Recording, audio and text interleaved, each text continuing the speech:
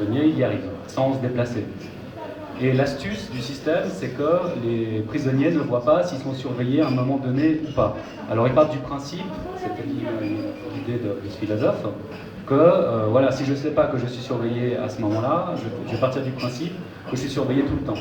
Et du coup, on extériorise, et on incite une intériorisation de la surveillance chez chaque individu. Alors qu'est-ce qui est intéressant de se rappeler là-dedans, c'est que bon, déjà, c'est un pari un peu fou d'imaginer que ça va fonctionner. On voit bien que, on disait, voilà, on finit par oublier qu'il y a des caméras de surveillance. Bon, dans une prison, l'ambiance est un petit peu différente que dans un wagon, ça c'est clair. Mais surtout, il y a le souci de l'économie. Le but de ce monsieur, c'était plutôt que de s'attaquer au problème, c'était plutôt que continuer à dépenser de l'argent pour essayer de, je ne sais pas, d'assister les gens ou de trouver des réponses à la criminalité ou de créer des postes de police ou etc. C'était de faire des grosses économies et puis de rendre possible la surveillance de personnes avec une personne. Donc il y a vraiment un souci d'économie et puis il faut remettre ça dans le débat. Les caméras de surveillance, ça ne sert pas seulement à surveiller, ça sert aussi à faire des économies. Peut-être terminer sur ce sujet des caméras de vidéosurveillance avant de revenir à vos préoccupations. Alors, ce qui vous inquiète peut-être beaucoup plus, ça me colle. Finalement, on peut se demander, bon, bah, voilà, et ça va vous énerver, Nicolas Blanchot, mais si je suis un citoyen honnête et que j'ai rien à me reprocher, finalement, je m'en fiche d'être filmé, non?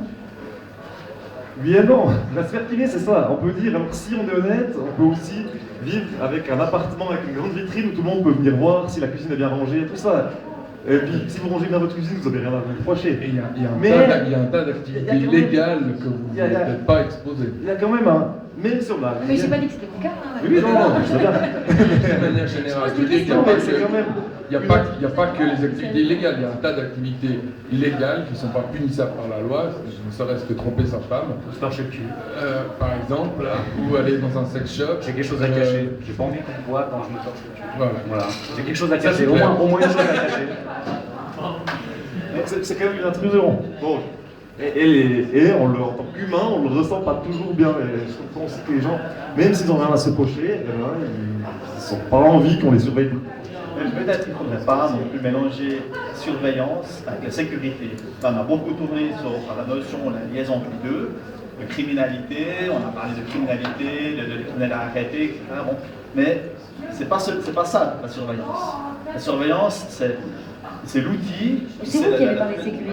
Alors, donc je n'ai parlé parce qu'on est venu sur cette mais puis bon, j'ai expliqué que j'avais fait quelque chose dans cette notion-là, mais la réalité, c'est finalement la surveillance en tant que telle, c'est quelque chose de pas forcément digne. On doit quand même le faire, on l'a vu, à mon avis, il y a un moment, on est obligé de. La société, pour s'organiser, est obligée de mettre un cadre, et donc de surveiller ce cadre et respecter. Ça me paraît essentiel, mais il faut peut-être pas forcément lier la surveillance à la sécurité. Et quand on dit aujourd'hui, on veut mettre peut-être la vidéosurveillance sur la place de la gare, on ne le fait pas parce qu'il y a les criminels qui sont là-bas. On le fait parce qu'il y a un flux constant de personnes sur cet endroit-là et qu'il semble normal de pouvoir avoir je dirais peut-être une capacité, en cas de problème, de permettre d'agir sur ce secteur-là. Bien évidemment, le fait balai, il est correct. C'est-à-dire que si on surveille à fond un secteur, le criminel, pour revenir sur la sécurité, bon, il ira ailleurs. Mais ailleurs, il n'y a pas de flux de personnes, comme il y a devant la place de la gare, parce que c'est là que la gare, elle est là.